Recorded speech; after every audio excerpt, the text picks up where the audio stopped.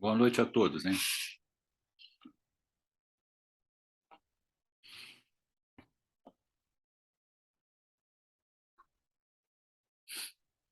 Tá tudo bem com vocês?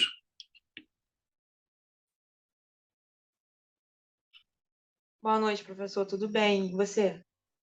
Tá tudo bem também. Tudo bem, Mayra. É,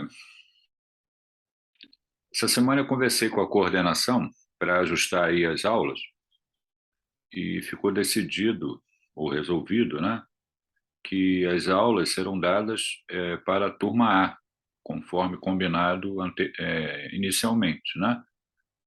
Vocês são da turma A, não é isso? Isso. E nós vamos, então, dando a sequência das aulas para a turma A. Isso é como foi passado pela coordenação, conforme inicialmente combinado, e lá adiante, né, já lá em. Não sei exatamente a data, posso até ver aqui. Deixa eu ver onde é que está anotado isso aqui. Hum, Só vou passar da aula para a turma B, dia 5/10.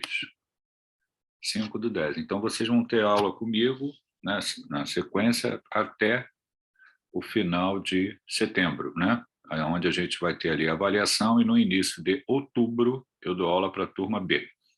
Houve lá uma confusão semana passada, que quem entrou na sala foi a turma B.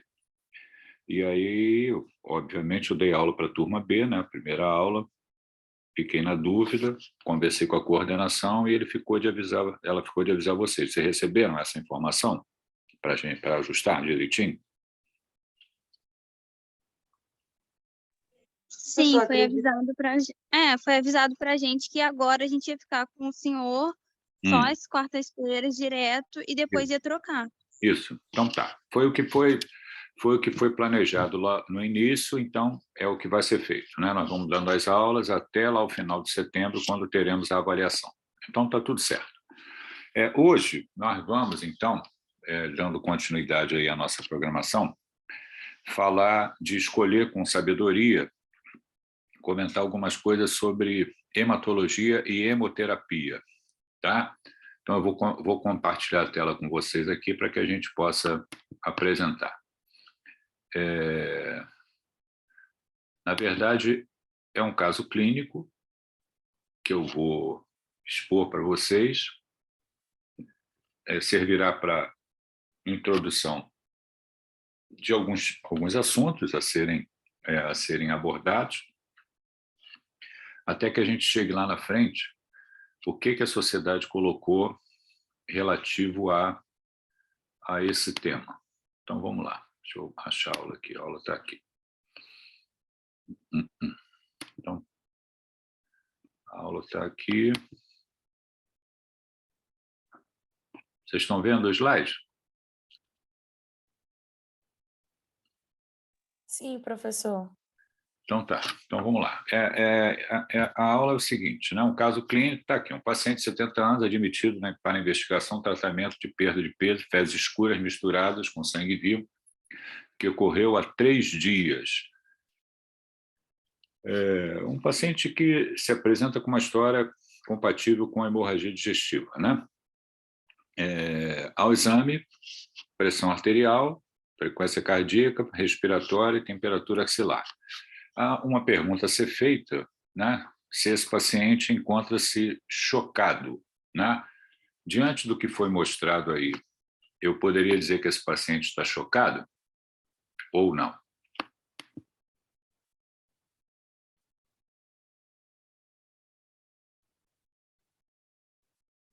O que vocês acham?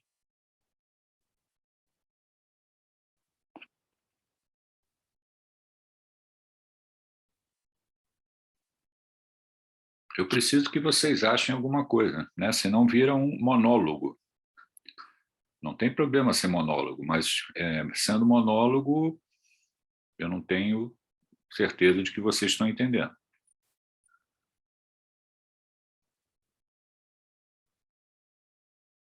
E aí? tem Pode 20... repetir a pergunta, por favor? Não é pergunta, é um caso clínico. Eu vou mostrar novamente. Aqui.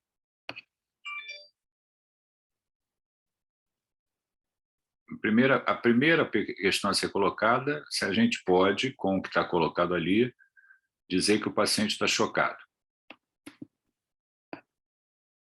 E aí? Não, acredito que não. Chocado seria se ele tivesse um PA abaixo de 90/60 com outros sinais, né? É um raciocínio correto. Você colocaria ali o limite da pressão arterial sistólica de 90 milímetros de mercúrio. É isso? Isso. Ok. E o que mais? Ele estaria taquicárdico, taquipneico, possivelmente. Taquicárdico, o doente está. Taquipneico. Eu não prestei atenção. Deixa eu mostrar aqui. Aqui. Vamos lá, vamos continuar o raciocínio. Está lá, frequência respiratória 24, né? Incursões total taquipneico, frequência cardíaca de 110, né? Vamos lá. Então, vamos continuar aqui o raciocínio. Aqui é a definição de choque. São dois autores, aliás, um autor, né, colocando ali dois conceitos de choque. Condição em que ocorre uma redução intensa e generalizada da perfusão tecidual efetiva, inicialmente reversível, quando torna-se prolongada, leva a lesão celular irreversível. Condição caracterizada por uma redução intensa e generalizada da perfusão tecidual, onde a oferta de oxigênio é insuficiente para manter os processos metabólicos normais. Então, eu tenho como característica do choque o comprometimento da oferta de oxigênio aos tecidos, né? Isso levando à hipoperfusão como consequência e à hipóxia tecidual. É a incapacidade do sistema cardiovascular de compensar uma alteração da homeostasia microcirculatória induzida por um insulto, desequilíbrio entre a oferta de O2 para os tecidos e a demanda celular. Geralmente, o choque é o mecanismo final de vários processos fisiopatológicos diferentes que terminam em falências orgânicas e morte. Aqui o quadro clínico do choque, o doente que eu tenho ali dados clínicos, né, que deveriam, digamos assim, ser acrescentados para ficar melhor caracterizado essa possibilidade ou não, né? Eu tenho também um laboratório, acidose metabólica, marcadores teciduais de hipoperfusão, como delta de CO2 alargado, um base excess também diminuído, né? Um lactato elevado e uma SVO2 baixa. São marcadores teciduais que caracterizam a hipoperfusão tecidual. Aqui os perfis hemodinâmicos e a classificação do choque. 4 tipos: hipovolêmico, cardiogênico, obstrutivo, distributivo, e de acordo ali com pressão de enchimento, débito cardíaco e resistência vascular sistêmica, a gente tem os chamados perfis hemodinâmicos de cada um dos tipos de choque, né? Voltando ali ao caso clínico, a mesma coisa. Só que agora eu acrescentei um laboratório. Hemograma na admissão mostra hemoglobina de 8 e hematócrito de 25. E a pergunta é se eu transfundo o paciente ou não. E aí?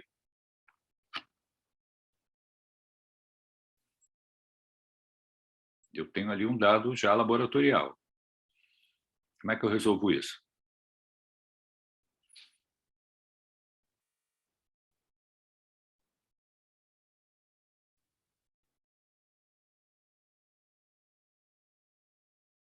Estou aguardando. Eu acho que esse volume seria melhor a princípio. Oi? Não ouvi. O volume não seria já uma tentativa melhor a princípio?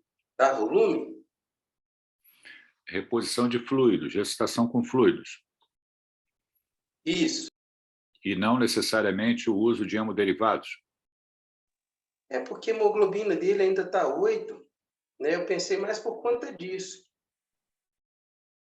Então, você leva em consideração também, além do que é apresentado do ponto de vista clínico, o nível da hemoglobina e do hematócrito. Sim. E aí?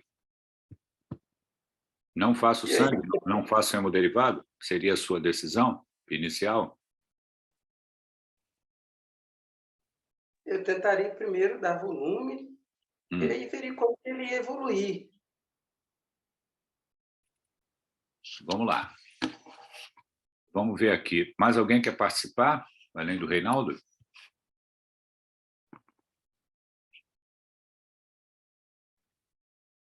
29 pessoas em sala. Só um participando.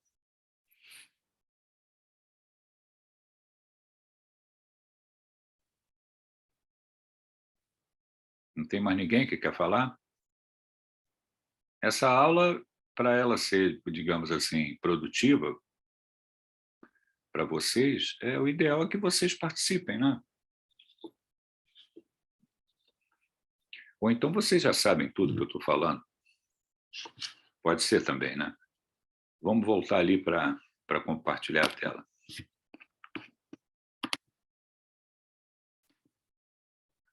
Transfundo o paciente, né? Então, sim ou não, né? É o que a gente vai discutir e justificando, né? Então, vamos lá. Eu vou mostrar algumas coisas que nos levam a decidir por transfusão e outras que nos levam a não decidir por transfusão. Vamos lá. Aqui, esse slide eu já disse que ia mostrar para vocês em todas as aulas. Para escolher com sabedoria em medicina, qualquer teste ou procedimento proposto avalia sempre benefícios, riscos, duplicidade, custos, né? A evidência científica relacionada à necessidade da intervenção. Deve haver uma lógica que justifique a decisão tomada e decisões centradas no paciente. Então, isso aí é digamos assim, um grande resumo do que se trata escolher com sabedoria em medicina. A gente está falando ali de um caso clínico e o processo decisório de transfundir ou não. Aqui, por que transfundir? Se o paciente continua sangrando, eu não corrijo a anemia, o paciente morre. Então, isso tem que ser levado em consideração. Eu tenho ali uma hemorragia digestiva, o doente se apresenta com anemia, está sendo hospitalizado ali mantendo os níveis tensionais no primeiro momento, mas já taquicárdico, então o paciente continua sangrando ou não. Se ele continua sangrando, provavelmente ele vai precisar de hemotransfusão. Por outro lado, também, mesmo que ele pare de sangrar, ou tenha parado de sangrar, e isso é comum em doentes que se apresentam com hemorragia digestiva, dependendo do valor do hematócrito, da hemoglobina do hematócrito, se caem significativamente, também precisam de transfusão. Então, esse limite, se ele for um valor muito baixo, é óbvio que o doente também precisa de corrigir a anemia com o uso de hemoderivados. Por que não transfundir? Aqui, por que não transfundir? Essa transfusão impõe risco para o paciente, sim, Pode haver uma anemia por sangramento sem necessidade de transfusão? Pode. Foi até comentado anteriormente que eu poderia, no primeiro momento, ressuscitar o doente com fluido, melhorar a sua condição hemodinâmica e avaliar mais adiante a condição clínica do doente, se o hematócrito continua caindo, se não cai, se ele continua ali, apresenta alguma evidência clínica de continuidade do sangramento ou não, e dependendo da resposta do paciente, o doente pode ter sangrado, fez anemia e não precisar de hemotransfusão porque ele parou de sangrar. Por que transfundir, por que não transfundir? Nós vamos tentar sempre customizar ali, de acordo com as particularidades do paciente, quais são os critérios para um item ou outro. Por que não transfundir? Tem ali a incompatibilidade, AB0, o fator RH. Posso também desencadear um quadro de injúria pulmonar, que chama-se TRALE, injúria pulmonar relacionada à transfusão. Existe uma definição para isso, uma imagem pulmonar bilateral. Também existem riscos relacionados à transmissão de doenças, pequeno, mas existe essa possibilidade, erro de tipagem, transfusão de leucócitos, interferência na resposta imune. O TRALE eu já comentei, Também a sobrecarga de volume, que a gente chama de TACO, O doente pode, por exemplo, ser um cardiopata, ter uma fração de ejeção baixa, e eu repor sangue, o doente fazer um edema agudo de pulmão. Aqui é um artigo que fala resposta imune que se modifica depois de um uso de hemoderivado. Aqui um artigo que fala sobre injúria pulmonar relacionada à transfusão, aqui as principais reações transfusionais, aqui um outro artigo falando de custo de transfusão, quanto custa cada bolsa de sangue, né, cada bolsa de hemoderivado. E esse artigo é um artigo interessante, publicado em 2004, que fala a respeito de transfusão de sangue e anemia em pacientes graves, pacientes críticos, né? E o que esse artigo ele nos mostra? Que os doentes que foram transfundidos, né, como esse slide está mostrando aqui, são doentes que tiveram uma mortalidade maior, né? Então, esse artigo ele fala para ter uma política de cuidado em relação ao uso de hemoderivados, porque os doentes que recebem sangue têm uma chance maior de óbito. Nesse artigo, que foi publicado em 2004, ele faz uma referência a um outro artigo publicado em 1999, que é muito importante, eu já vou falar sobre ele mais adiante, onde o autor faz uma comparação entre política restritiva e política liberal em relação ao uso de hemoderivados em pacientes na UTI. Porque transfundir, aqui tem várias possibilidades que me levam à transfusão. Correção da anemia com rapidez no choque hemorrágico, sangramento em atividade de queda da hemoglobina progressiva, sangramento significativo em ato cirúrgico, nível muito baixo de hemoglobina hematócrita, correção de anemia severa, anemia, doença coronária e outras comorbidades, correção de anemia sintomática, otimizar a oferta de oxigênio no choque. A gente está falando ali de um doente onde foi colocado a possibilidade de choque, onde existe uma diminuição da oferta de oxigênio aos tecidos, e se eu melhoro o nível de hemoglobina, eu melhoro essa oferta de oxigênio aos tecidos, né? Aqui uma tabela interessante que fala da repercussão hemodinâmica de acordo com a perda de volume intravascular. Se o doente está ali na classe 1 e 2, ele perdeu volume intravascular, por exemplo, por conta de hemorragia digestiva, mas a repercussão hemodinâmica é pequena, eu posso resolver isso apenas com reposição de cristalóide isotônico, como foi comentado aí, reposição de fluidos. Por outro lado, se ele tem uma perda significativa, classe 3 e 4, né, perde um volume circulante maior, um volume intravascular, uma quantidade de sangramento mais significativa, esses doentes jamais vão resolver só com reposição de cristalóide isotônico, de fluidos, né, cristalóide isotônico. Eles vão precisar obrigatoriamente de hemotransfusão. Aqui é um artigo que fala de um algoritmo que foi muito utilizado para tratamento, né, tem um sentido muito bom de precocidade, de correção de anormalidade para pacientes com sepse, né, ali corrigindo também os níveis de hemoglobina. Aqui eu posso decidir transfundir levando em consideração somente o nível de hemoglobina hematócrito, né? Uma pergunta a ser feita, né? Decido transfundir pelo nível de hemoglobina que está baixo e tem como objetivo alcançar um determinado nível, chegar a um valor normal, quer dizer, como é que eu resolvo isso em relação ao nível da hemoglobina que eu encontro e aonde eu quero chegar? E aí chegamos nesse artigo publicado em 99, é um artigo que mudou a nossa prática clínica, né? Foi citado lá naquela outra publicação, é um artigo do Ebert. E o que esse autor fez, né? Ele fez um estudo randomizado, multicêntrico, no Canadá, um número grande de pacientes inseridos, né? Vejam lá, 838 pacientes inseridos, né? Incluídos, né? E ele dividiu em dois grupos, grupo restritivo e grupo liberal. O grupo restritivo era o gatilho para corrigir a anemia, fazer o uso de hemoderivado, é quando a hemoglobina era igual ou menor a 7, ou menor do que 7. Né? Se fosse menor do que 7, ele fazia hemotransfusão. E o grupo liberal, o doente só recebia o uso de hemoderivados, né, hemotransfusão, concentrado de hemácia, quando a hemoglobina caía de 10. Se ela tivesse inferior a 10, tinha como objetivo manter entre 10 e 12. Então, dois grupos, restritivo e liberal. O que aconteceu? Né? Ali tem a hemoglobina média ao final do trabalho, né, com os doentes incluídos, e a mortalidade favoreceu o grupo restritivo. 18,7% no grupo restritivo, 22,3% no grupo liberal. Então, a partir da publicação desse trabalho,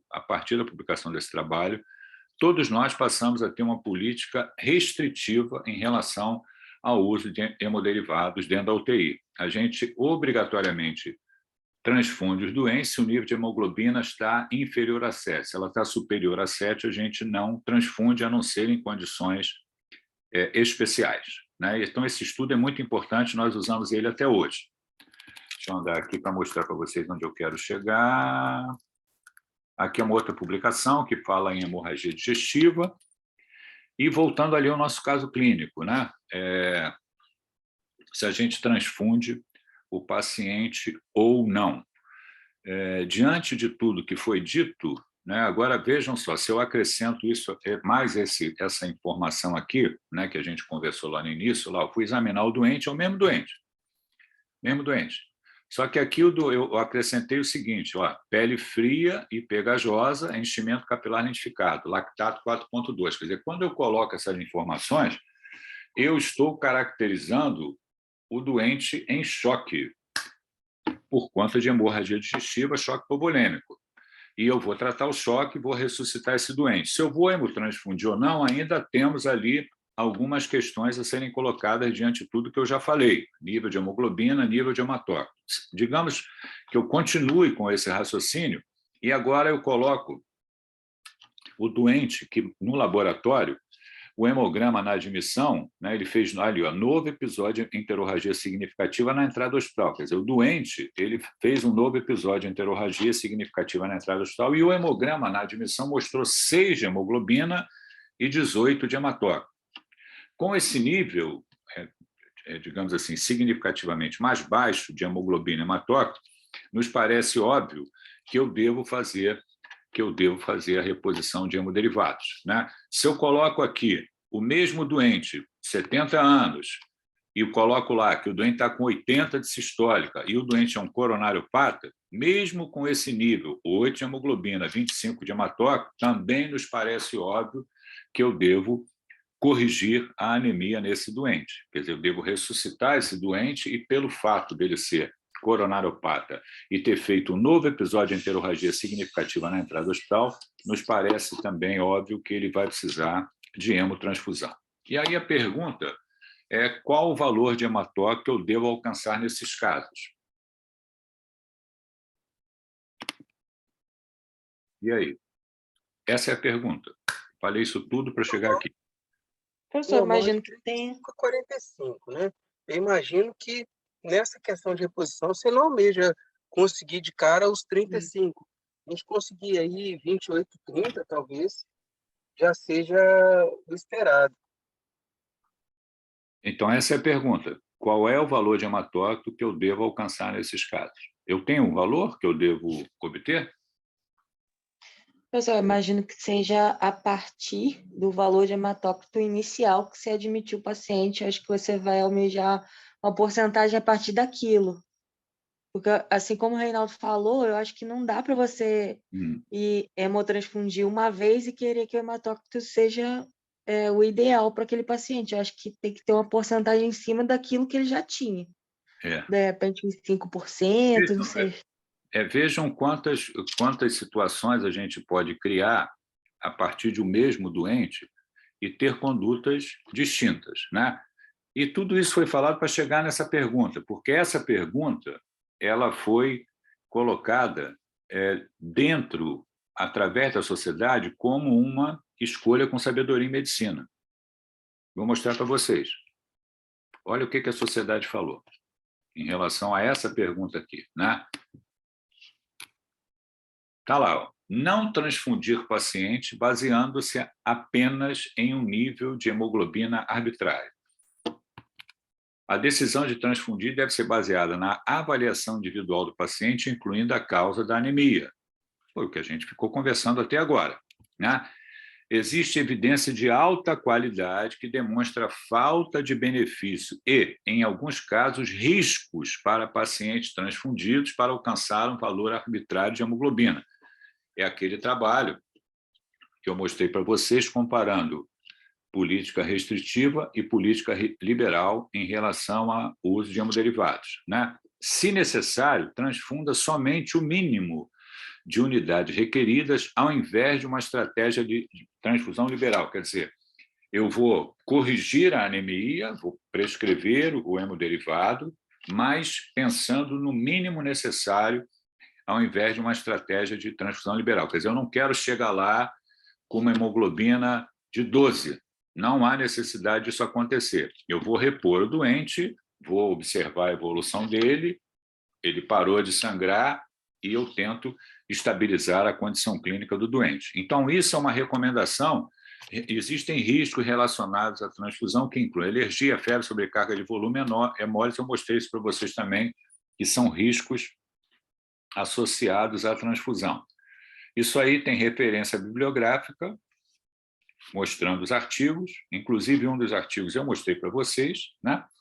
Aliás, mais de um artigo eu mostrei para vocês, que embasaram essa decisão da Sociedade de Hematologia Canadense. Então, vejam, a Sociedade de Hematologia Canadense, ela colocou esses itens, esse item, quer dizer, não transfundir querendo alcançar arbitrariamente um valor. E mostra, né, ali para as pessoas que trabalham na área os fundamentos científicos por que essa decisão deve ser tomada. Entenderam o raciocínio? Eu falei para chegar aqui, né? Em um item colocado pela campanha de Escolher com Sabedoria em Medicina, no que se refere a se a gente deve alcançar ou não um valor de hemoglobina arbitrário quando a gente transfere doente. A resposta é não. A resposta é não. E é de acordo com como está colocado ali. Entenderam?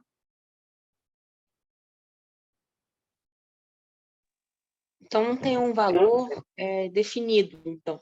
Não. Você vai fazer uma vez e vai ver a resposta clínica do paciente. E você vai transfundir o menor número necessário, no caso de concentrado de hemácias, para corrigir aquela condição que se apresenta no paciente. Eu não tenho que chegar, por exemplo, a hemoglobina de 10, de 11, de 12. Não é isso. O raciocínio não é esse. Professor. Fala.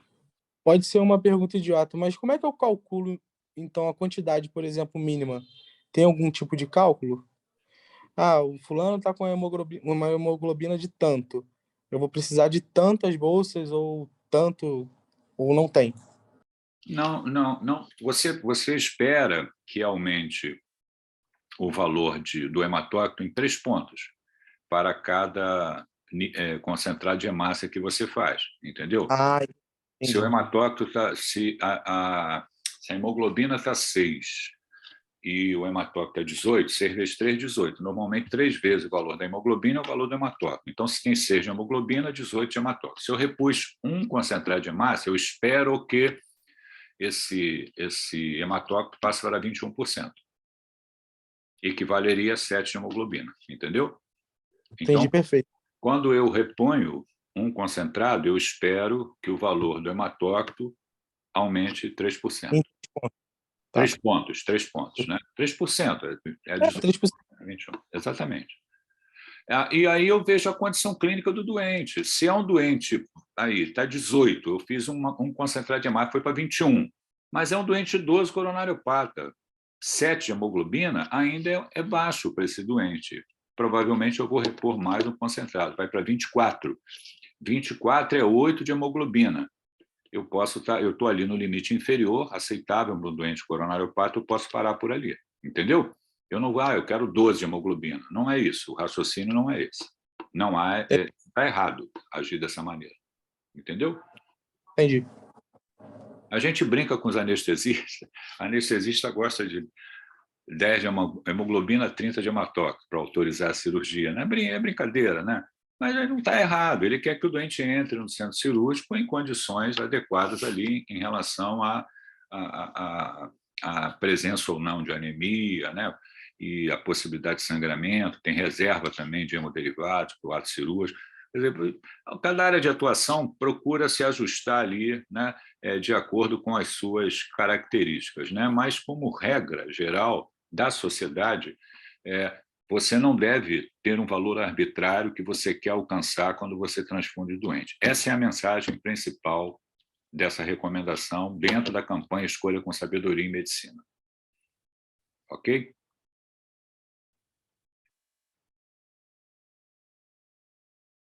Beleza. Veja bem, vamos lá. Agora vou passar para outro item, que também pertence a uma recomendação. Vamos lá, vou dar duas situações que são distintas, só para a gente entender o raciocínio. Deixa eu compartilhar a tela com vocês aqui. Então, está aqui. Deixa eu passar isso aqui, que se refere à mesma coisa. Está aqui, ó, caso clínico. Paciente de 60 anos traz exame para controle da anticoagulação no seu consultório. O doente, digamos que tenha lá uma fibrilação atrial e faz uso de cumarínico, Marevan. E aí ele se queixou que fez hematúria, né? Foi urinar e está com hematura. Está o INR de 6, né? Trouxe lá o exame mostrando o INR de 6. Né? Com essa situação, prescrevo plasma ou concentrado de fatores de protrombina para esse doente ou não? O que vocês acham?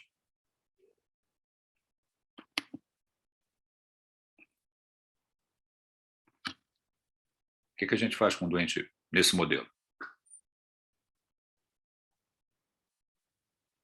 Pode tentar suspender, professor, um anticoagulante? Abaixar a dose, não sei. Não, nesse nível de INR de 6 com hematura é suspensão do anticoagulante. Suspender, né? Você pode até retornar adiante, mas agora você vai suspender, porque o doente já está apresentando efeito adverso grave por conta da anticoagulação. Ele está com o INR muito alargado, né? De 6 é um INR muito alargado. E ele está pagando um preço por conta disso, que ele está fazendo hematura. Então, a atitude é suspender. Mas a pergunta é o seguinte, nesse contexto, eu devo repor plasma para corrigir, né, para repor fatores de coagulação ou concentrado de complexo protrombínico? Eu acho que não, mas é um chute. Eu acho que não. Acho que só suspender talvez funcionaria, mas é um chute, não sei. Vamos lá. Agora vou mostrar um outro caso. Outro caso. É o mesmo problema, mas é outro contexto. Vamos lá. Onde é que está aqui? Compartilhar. Outro caso clínico. Paciente de 60 anos deu entrada pelo pronto-socorro com dor abdominal. Diagnóstico de úlcera perfurada. Faz uso de anticoagulante oral, INR de 6. Prescrevo plasma concentrado de fatores de protrombina?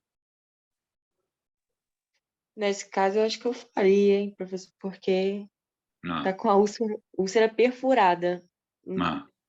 Praticamente sem fator de coagulação nenhum. Acho que eu tentaria repor isso. Não sei.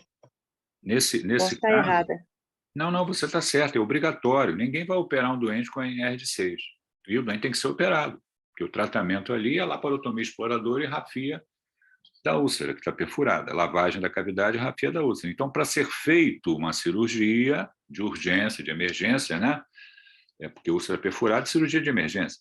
Você, se ele tem uma coagulopatia, né? Tem um INR alargado, eu preciso corrigir rapidamente essa coagulopatia, e aí inclui a reposição de fator de coagulação, através de plasma ou, então, concentrado de fatores protrombínicos.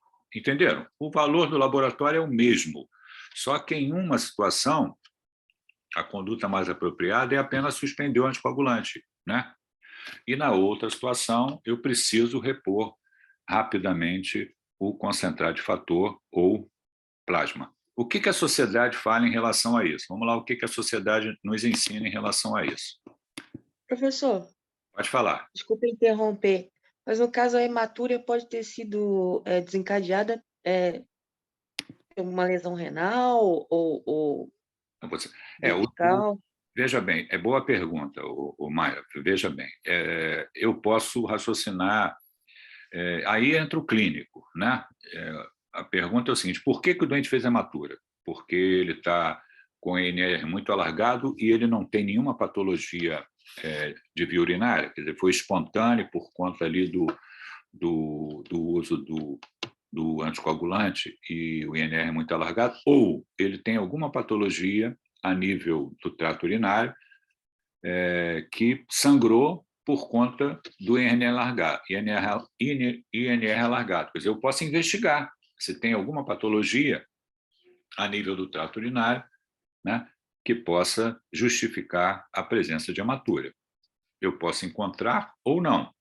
O correto é que você faça isso, para não deixar passar uma patologia sem diagnóstico. Você pode fazer, o exame está normal, tudo aquilo ocorreu por conta do uso do anticoagulante oral. E o doente parou de sangrar. Ok? Ok, obrigada. Eu tenho um colega meu, aproveitando a sua pergunta, que o pai dele fazia uso de anticoagulante oral. Isso já tem muitos anos que ele me contou essa história, né? Trabalhou comigo muitos anos dentro do CTI. Hoje ele faz endoscopia digestiva, é dono de uma empresa que faz endoscopia digestiva no Rio de Janeiro, excelente endoscopista, fez gastroenterologia. Mas ele me contou que o pai dele tinha lá uma arritmia, uma fibrilação atrial e fazia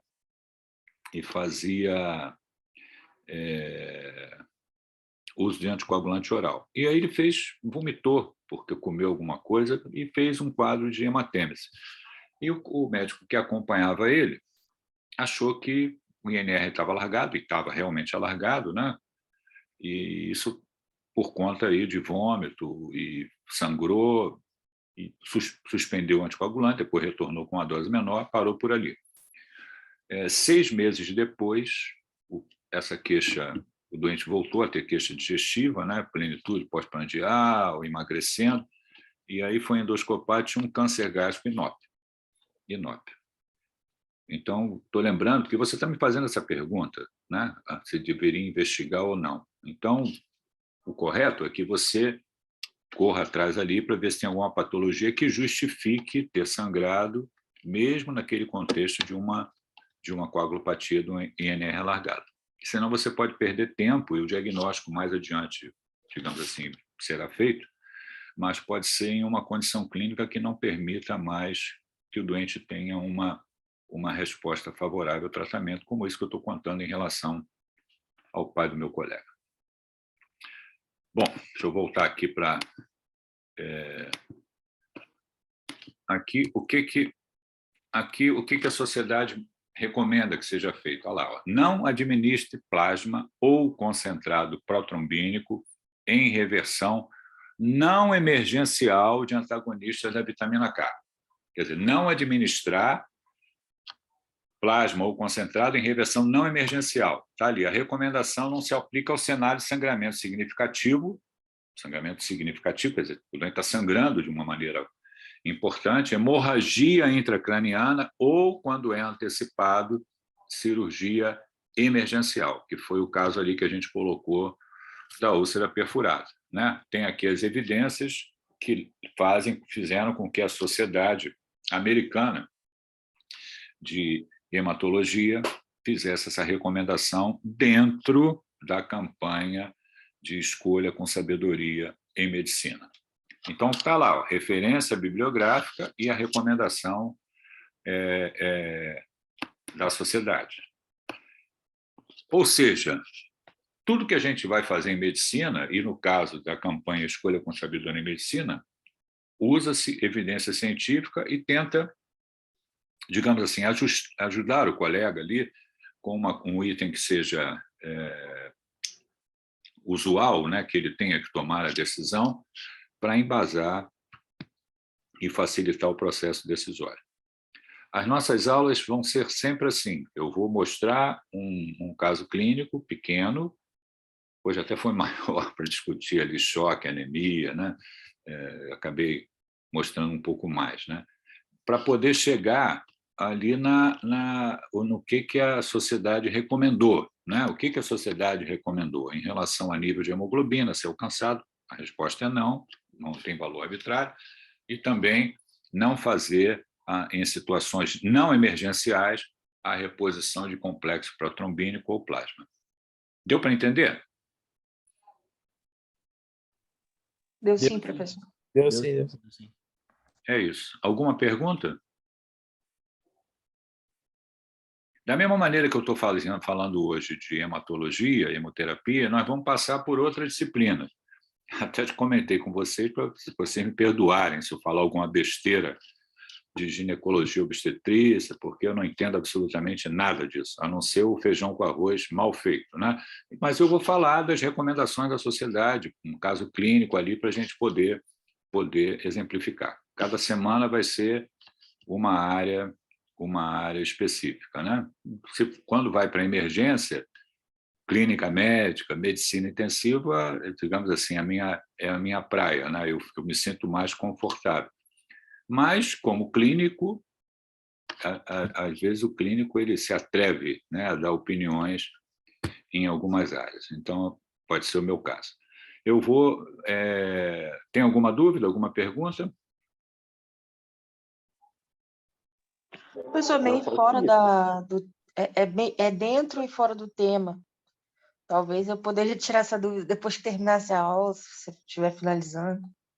Pode falar. Mas é porque eu tenho dúvidas sobre a transfusão sanguínea autóloga, principalmente no caso de testemunhas de Jeová, essas pessoas que não recebem sangue de outras pessoas. Aí teria essa alternativa que eu vi, inclusive, num congresso que eu participei, mas aí eu fiquei cheia de dúvidas, mas aí eu acho que tomaria muito tempo de ficar falando. Não, a gente tem tempo, eu não estou querendo terminar a aula agora, não. A gente pode tentar responder a sua pergunta. Você tem alguma opinião a respeito, de acordo com o que você assistiu? O que você acha? Qual é a sua opinião? Eu acho que seria uma alternativa para poder tentar ajudar o paciente, já que a gente tem que respeitar a autonomia dele, né? Você está falando isso em relação à autohemotransfusão, se ele vai fazer algum procedimento cirúrgico e talvez precise de reposição de sangue, é isso? Isso, aí no caso ele se negaria a receber de outro paciente. Ele mesmo doa o sangue e esse sangue será utilizado para a hemotransfusão.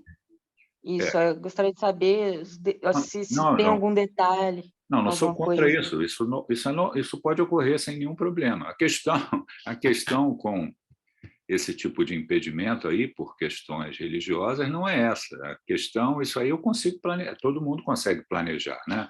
Imagina que eu vou fazer uma cirurgia, tem o cirurgião, tem o anestesista, tem o paciente, né? Existe ali o risco de sangramento, a necessidade de hemotransfusão, o doente pode ser encaminhado para um banco de sangue, ele doa o próprio sangue, as bolsas são separadas e depois lá de 30 dias, né, digamos que seja uma cirurgia que possa ser feita com calma, né?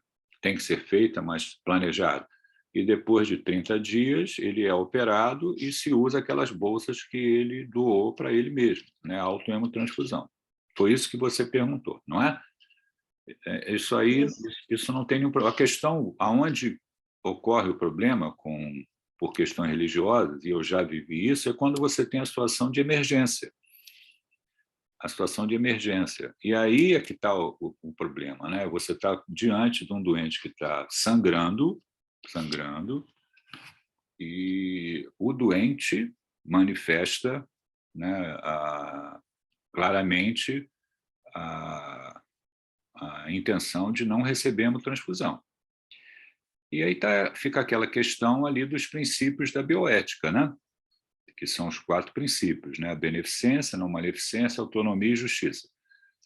Se o doente está lúcido e diz que não quer receber hemotransfusão, eu provavelmente não tenho outra alternativa, a não ser respeitá-la, né? Mas, por outro lado, né? Eu estou falando do doente, né? Além do doente, tem a família do doente também, que nessas situações rapidamente se manifesta. Eu já vivi essa situação que você está falando, já vivi, né? Durante a minha vida, né? É complicado. A família, o doente internou no CTI e a família falou que não queria que fosse feita a hemotransfusão e que se tivesse sido feita a hemotransfusão, que ia processar todo mundo, com um advogado e tudo, né? Aí, como é que a gente deve se portar, né, como médico diante dessa situação? Né? Até onde eu permito que isso ocorra, né?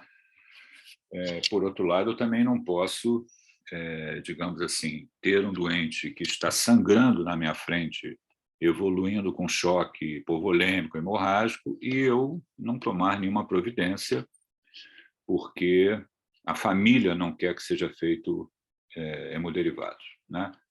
Eu não posso deixar o doente morrer, né? Isso é, digamos assim, isso é um dos pilares da nossa atividade profissional. Senão é uma missão de socorro, né? Como é que você interpreta isso? Eu interpreto como missão de socorro. Se tem um doente sangrando na minha frente, e isso é significativo, e eu não posso lançar mão para os hemoderivados, e eu tenho como fazer isso, eu estou me omitindo, né?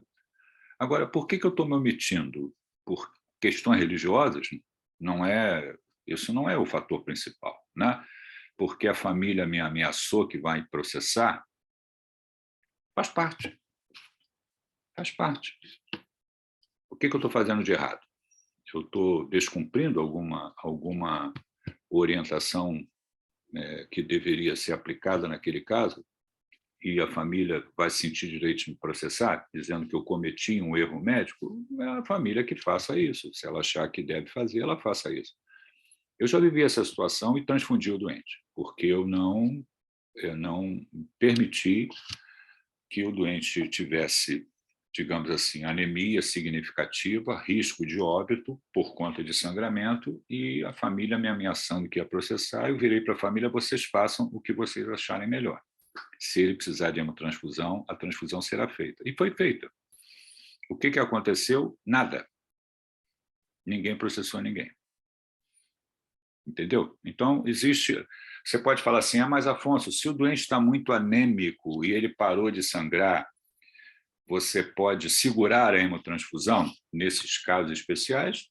Talvez, né? Se eu conseguir melhorar a condição hemodinâmica do doente sem hemotransfusão, né? E aí o doente para de sangrar, e eu posso tentar estimular aí essa eritropoese com o uso de eritropoetina, para que ou de uma maneira mais rápida o doente possa melhorar os níveis de hemoglobina, mas isso depende de como o doente está.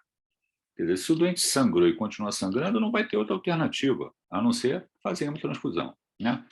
Eu já tive relatos de doente, por exemplo, com dor precordial, coronariografia feita, indicação cirúrgica, e aí conversou-se com o médico e a família falou que não queria que fosse feita hemotransfusão. Como é que você vai colocar um doente na sala para fazer uma revascularização no miocárdio proibindo hemotransfusão? O doente sangra, pode sangrar e fazer. E aí nem sempre é feito, dá tempo, né? Ou o doente tem condição clínica de fazer essa autohemotransfusão, como você comentou. A solução que foi dada nesse caso da coronariopatia, dor precordial e o doente com indicação cirúrgica foi o seguinte: não quer operar, não quer receber um derivado, não vai operar. Final da história, o doente morreu. Vai ficar todo mundo satisfeito que o doente morreu? É errado isso. O médico tem que tentar convencer. E essas pessoas, elas não são convencidas que devem receber hemotransfusão. Não são convencidas por questão religiosa. Então, o que você vai fazer? Você vai se expor. Se existe uma indicação precisa para que aquilo seja feito, existe risco imposto ali à vida do paciente, eu vou processar o senhor. Por favor, fique à vontade, faça o que você quiser. Agora, eu não vou deixar um doente morrer na minha frente sem eu ter itens para providenciar. A minha atitude foi essa, em mais de uma vez. E parou por ali, porque eu não vou aceitar que diga para mim, na minha frente, o doente morrendo e que a família não quer que transfunda. Essa autonomia do doente, que é o doente lúcido dizendo para você que não quer que transfunda, ela é respeitada. Mas acontece o seguinte: depois que a condição clínica se agrava, que o doente evolui com choque, e aí tem depressão do sensório, tubo orotraqueal, ventilação mecânica, essa autonomia do doente é perdida, porque ele não tem mais condição de decidir nada. E aí quem que decide? É o seu responsável legal. Quem que é responsável legal? A família. Agora, a família vira para mim e fala assim, aquele doente chocado lá dentro do CTI, eu não quero que transfunda, eu não vou atender. Se eu achar que tem que transfundir, vai transfundir. Porque a intenção é não deixar o doente morrer. Entenderam? Não é fácil isso, não. Esse processo decisório não é fácil, não. Também não estou dizendo que eu estou certo. Eu só estou dizendo para vocês o que eu fiz. E fui ameaçado, mais de uma vez. Agora, eu prefiro ficar com a minha consciência tranquila de que eu não deixei o doente morrer sangrando sem ter providenciado a hemotransfusão. Eu jamais faria isso. Joia, professor. Não sei se eu respondi a você, né? Porque quando a gente assiste algumas palestras em relação a isso, né, são pessoas que algumas vezes são radicais, né? Radicais, eu não quero, não vai fazer. Trazem até trabalhos científicos mostrando que não precisa hemotransfundir. Só que o doente está sangrando, o doente está sangrando, não para de sangrar, não tem outro jeito. Tem que receber hemoderivado, senão morre. Você não morre, né? E ninguém vai ficar satisfeito que o doente morreu. Olha, eu atendi a vocês, ele não foi hemotransfundido e está aqui o atestado de óbito para ele. Na minha cabeça, isso não entra. Eu não quero discutir questões religiosas. Cada um tem a sua, acredita em que quiser, sem problema nenhum, né? Agora, isso não pode interferir no atendimento ali de um paciente que está morrendo, né? Não pode interferir no atendimento que está morrendo. É isso. Ok? Valeu, obrigada, professor. É a minha Ok. opinião. Não estou dizendo que você deva segui-la, não, né? É a minha opinião. É como eu procedi aí quando eu encontrei esse tipo de situação. Mais alguma pergunta?